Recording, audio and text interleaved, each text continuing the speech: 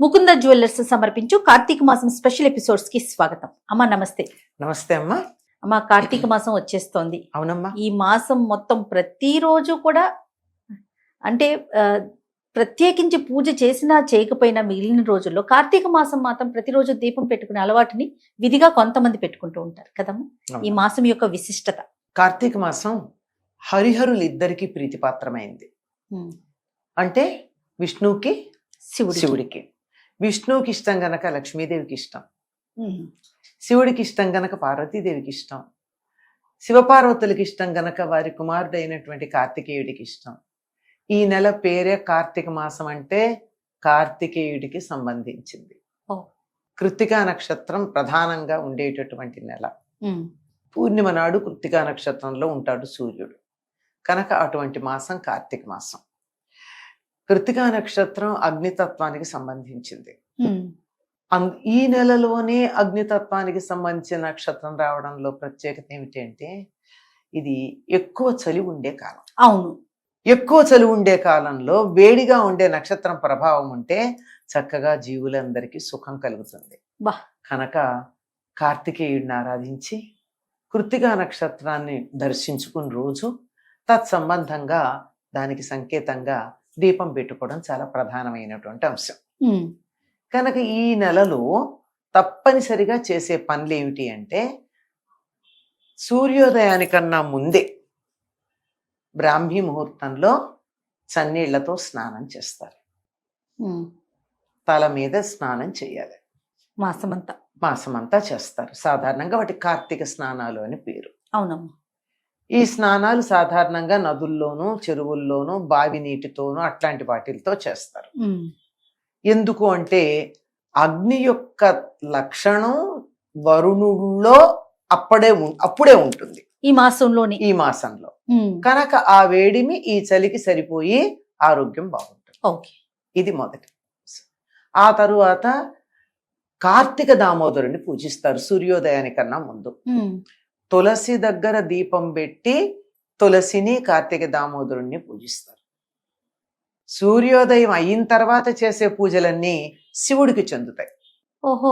సూర్యోదయానికి ముందు విష్ణుమూర్తికి కార్తీక దామోదరుడు అన్న పేరుతో ఉంటాడు. పైగా స్నానం చేసేటప్పుడు కూడా నాకు స్నానం చేయడానికి అనుమతి ఇవ్వమని విష్ణువునే ప్రార్థించి స్నానం చేస్తారు. ఆ తర్వాత చేసేటటువంటిది శివుడికి. అందుకని ఆ తర్వాత మనం ఇంట్లో మామూలుగా దీపం పెట్టుకుంటాం. చాలా మంది శివుడికి అభిషేకాలు చేస్తారు. అది ఏకవారం కావచ్చు. అంటే ఏకవారం అంటే ఒక్కసారి దాన్ని ఏమంటారు, మహన్యాసం. ఏకవారం అంటే ఒక్కసారి మహన్యాసం చేసుకుని అందులోనూ నమ్మకంతో చేయడం. లేదు, కొంతమంది 11 సార్లు చేస్తారు. ఏకాదశులు, పూర్ణిమ మొదలైనటువంటి సందర్భాలు అఖండంగా కూడా చేస్తారు. ఏదేమైనా శివుడికి అభిషేకం చేయడం అన్నది ప్రధానంగా ఉంటుంది. మళ్ళీ సాయంత్రం దీపం పెట్టుకుని తులసి దగ్గర కూడా దీపం పెట్టి అప్పుడు కృత్తికా నక్షత్రాలకు నమస్కారం చేసుకుంటాం. ఉదయము తులసి దగ్గర దీపం పెట్టి కృత్తికా నక్షత్రాలకు నమస్కారం చేయాలి. కృత్తికలు 6 నక్షత్రాల సముదాయం కృత్తికా నక్షత్రం. సప్తఋషుల భార్యల్లో అరుంధతి తప్ప మిగిలిన 6 వాళ్ళు. అలా నమస్కారం చేసుకుంటాం. ఇది కార్తీక మాసంలో తప్పనిసరిగా అందరూ చేసేటటువంటిది. దీంతో పాటుగా పాటించే మరొక అంశం ఏముందంటే ఉపవాసాలు. ఖచ్చితంగా ఉపవాసాన్ని నియమాన్ని మనం పాటిస్తాం. ఆ ఉపవాసం ఒక్కొక్కళ్ళు ఒక్కొక్క రకంగా చేస్తారు. అందరూ ఒకే రకంగా చేయరు కదా. ఉదయం అంతా ఉండి సాయంత్రం కొంతమంది ఏమో నక్తం అని అంటారు. నక్తం అంటే పగలంతా ఉపవాసం ఉండి నక్షత్రాలు వచ్చిన తర్వాత నక్తం అంటే రాత్రి భోజనం చేస్తారు. సాయంత్రం దీపం పెట్టిన తర్వాత సంధ్యా సమయం దాటాక శివుడికి అభిషేకం చేసి అప్పుడు భోజనం చేస్తారు. ఇది నక్తం. మేము నక్తం ఉండలేను అనుకున్న వాళ్ళు అర్ధనక్తం చేస్తారు.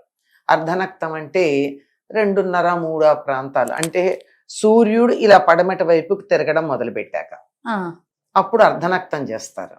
కొంతమంది మేము పగలు ఉద్యోగాలకు వెళ్ళాలి, పనులు చేసుకోవాలి, మాకు కుదరదు అనుకున్న వాళ్ళు పగలు భోజనం చేసి రాత్రి మానేస్తారు. ఏదో ఒక నియమం పాటించటం అన్నది, ఆహార నియమం పాటించడం అన్నది మనకి కార్తీక మాసంలో కనపడుతూ ఉంటుంది. అమ్మ, మనకి ఈ నెలలోనే మనకి వనభోజనాలు చేసుకుంటాం. కార్తీక మాసంలోనే అందరం కలిసి వెళ్ళి తర్వాత నాగుల చవితి కూడా చేసుకుంటాం. ఇవన్నీ కూడా మనం విశేషంగా చూస్తాం అవునమ్మా. కదమ్మా. కార్తీక శుద్ధ పాడ్యం ఏదైతే ఉందో ఉమ్, ఆ రోజున గోవర్ధన పూజ అని చేస్తారు. ఉమ్. గోవర్ధన పూజ ఒకటి. గోవర్ధన పూజ, అవునవును. దాన్ని బలిపాడ్యమే అని కూడా అంటారు. అవును. ఈ గోవర్ధన పూజ ఏమిటంటే మొదటిసారి కృష్ణుడు గోవర్ధన పర్వతానికి పూజ చేయించిన రోజు. ఉహుం.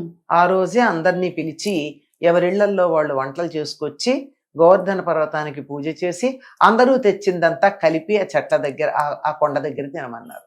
ఆహా. దానికి సంకేతంగా అనిపిస్తుంది కార్తీక మాసంలో అందరూ కూడా వనభోజనాలు చేయడం అవును అన్నది. అవును. ఇలా కూడా ఎలా ఉంటుందంటే అందరూ కలిసి భోజనం చేయడం ఉంటుంది. ఆ, ఇది అంటే సమాజంలో ఉండేటటువంటి అసమానతలు మర్చిపోయి అందరం మనం అంతా సమానమే ఒకటే అని చెప్పటం. చెప్పడానికి అందరూ కలిసి తినడం, ఇది గోవర్ధన పూజ. ఆ తర్వాత ఉన్నటువంటిది మరుసటి రోజుని భ్రాతృద్వితీయ అంటారు. ఇది ఉహుం. పాడ్యం అయితే ద్వితీయ. ఉమ్, అంటే మనకి రెండు కూడా లేవమ్మా. భ్రాతృద్వితీయ గాని భగినీ హస్త భోజనం గాని మనం చాలా కాలంగా అలవాట్లు లేదు తెలుగు వాళ్ళకి. ఉహుం. కానీ ఇప్పుడు ఉత్తర దేశంతో మనకి బాగా సంబంధ బాంధవ్యాలు వచ్చిన తర్వాత వాళ్ళు చేస్తున్నారు కనుక చేస్తున్నాం. అంటే అన్నదమ్ముల్ని ఆదరించేటటువంటి రోజు భ్రాతృద్వితీయ. అవును. ఆ తర్వాత రోజు తృతీయేమో భగినీ హస్త భోజనం. ఉమ్, అంటే అక్క చెల్లెళ్ళకి వెళ్ళి అన్నదమ్ములు భోజనం చేయడం. ఉమ్, ఆ తరువాత రోజు నాగుల చవితి, ఉమ్. నాగుల చవితి. సర్పాలను ఆరాధించేటటువంటి రోజు. ఉమ్. ఇవి కాక సోమవారాలన్నీ కూడా శివుడికి ప్రీతిపాత్రమైన అభిషేకాలు చేస్తాం. పూర్ణిమ నాడేమో తప్పనిసరిగా ప్రత్యేకించి కార్తీక పూర్ణిమ ప్రత్యేకమైనటువంటి విశేషాలు ఉంటాయి. అవును. ఏకాదశులు చెప్పనక్కర్లేదు. 4 గాని 5 గాని ఎన్ని సోమవారాలు వస్తే అన్ని సోమవారాలు కూడా కార్తీక మాసంలో ఉపవాసాలు ఉండేవాళ్ళు చాలా మంది ఉంటారు. ఉమ్, 2 ఏకాదశులు ఉన్నాయి. ఉమ్, ఆ తర్వాత పూర్ణిమ ఉంది. ఉమ్. ఇవి కాక గోపాష్టమి అని చెప్పి తరువాత వస్తుంది ఒక అష్టమి. ఓహో.